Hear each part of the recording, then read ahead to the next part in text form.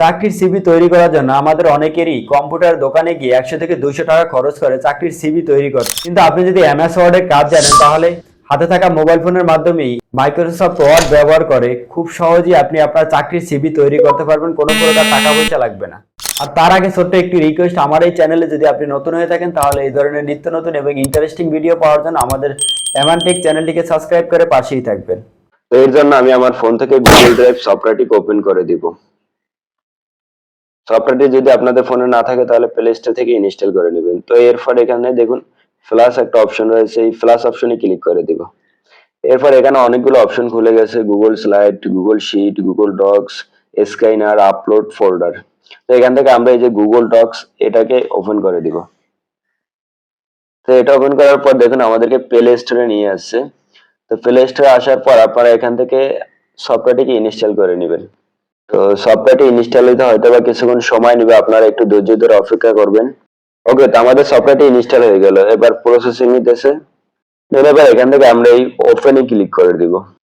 ওপেনে ক্লিক করার পর আপনাদের সামনে এরকম একটা ইন্টারফেস শো করবে, এখান থেকে ওকেতে ক্লিক করে দিবেন। দেন এবার এখান থেকে দেখুন অনেক টেমপ্লেট রয়েছে, আমি যদিও এর আগে এটি ব্যবহার করেছি যার কারণে আমি যেগুলো ব্যবহার করছি এখানে অনেকগুলো টেম্পারেচার রয়েছে, তো আপনাদের কোনো কিছু থাকবে না। তো এখান থেকে এই প্লাস অপশনে ক্লিক করে দিব। প্লাস অপশনে ক্লিক করার পর আপনাদের সামনে এরকম একটি পেজ শো করবে। তো এখান থেকে আমরা এই থ্রি ডট মেনুতে চলে যাব। তারপর এখান থেকে এই প্রিন্ট লেআউট এখানে একটা ক্লিক করে দিব। ঠিক আছে, এখানে ক্লিক করার পর এবার আমরা এখান থেকে আমাদের এই লেখাটা মাঝ বরাবর নিয়ে আসব। যেহেতু আমরা চাকরির সিভি তৈরি করব তাই এখানে প্রথমে লিখে দিব জীবন বৃত্তান্ত। দেন এরপর আমরা আমাদের ফোনটাকে এখান থেকে একটু রোটেট করে নিব। রোটেট করলে এখানে আমরা কম্পিউটারে যেই অপশন গুলো রয়েছে প্রত্যেকটা অপশন আমরা পাবো। ওকে, তো আমার ফোনটা রোটেট করা হয়ে গেল। লেখাটা মার্ক করার পরে এবার আমরা এখান থেকে এর সাইজটাকে বড় করে দিব। এখানে দেখুন এই কর্নারে যে তীরের মতো একটা অপশন রয়েছে এটাতে একটা ক্লিক করে দিব। এরপর এখান থেকে আমরা আমাদের লেখাটাকে 14 সাইজ করে দিতে পারি বা চাইলে আমরা আরেকটু বড় করতে পারি। তো আমি এখান থেকে আরেকটু বড় করব, 18 সাইজ করে দিলাম। ঠিক আছে, তো এবার এখানে আমরা কিছু লেখা লিখবো যেগুলো সাধারণত চাকরি সিভিতে থাকে। তো এই জন্য আমরা এই যে এটাকে লেফট সাইডে নিয়ে আসবো। লেফট সাইডে আনার পর তো আমরা লেখা শুরু করে দিব। একটা চাকরির সিভিতে সাধারণত কি কি থেকে থাকে? নাম থাকে, নিজের নাম থাকে, পিতার নাম থাকে, বাবার নাম থাকে, নিজের ঠিকানা থাকে, ইত্যাদি বিষয়গুলো আমরা এখানে দিয়ে দিব। প্রথমে আমরা এখানে নাম দিয়ে দিব আমাদের। তো প্রথমে দিব নাম, তারপরে এরকম চিহ্নটা দিয়ে দিব। তো প্রথমে আমরা এখানে নাম দিয়ে একটু ফাঁকা জায়গা রেখে তারপর এই চিহ্নটা দিয়ে দিলাম। এবার আবার নিচে যাব। তো এরপর এখানে দিব পিতার নাম, তারপর এখানে দিব মাতার নাম।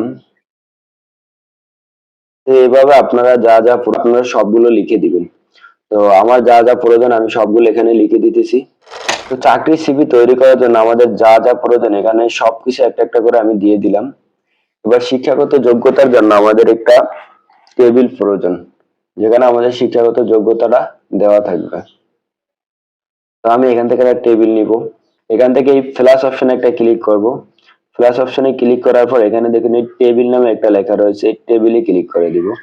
এবার আপনি কয়টা রো এবং কয়টা কলামস নিতে চান।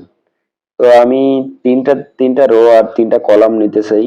তো এখান থেকে আমরা এই থ্রি থ্রি রয়েছে দেখুন, চাইলে আপনারা এখান থেকে এই কমাইতে বাড়াইতে পারেন একটা দুটা করে। তো আমার এতটুকুই দরকার। তো তিনটা তিনটা নিব আমি। তো এখান থেকে ইনসার্ট টেবিল এটাতে একটা ক্লিক করে দিব। এটা ক্লিক করার পর আপনারা এই যে এর ঘরগুলোকে আপনারা চাইলে এখান থেকে টেনে বড় ছোট করতে পারেন। ঠিক আছে, এটা টানলে আপনারা এখান থেকে এগুলো বড় ছোট হবে, আপনাদের যেরকম খুশি আপনারা ওইভাবে করে নিতে পারেন।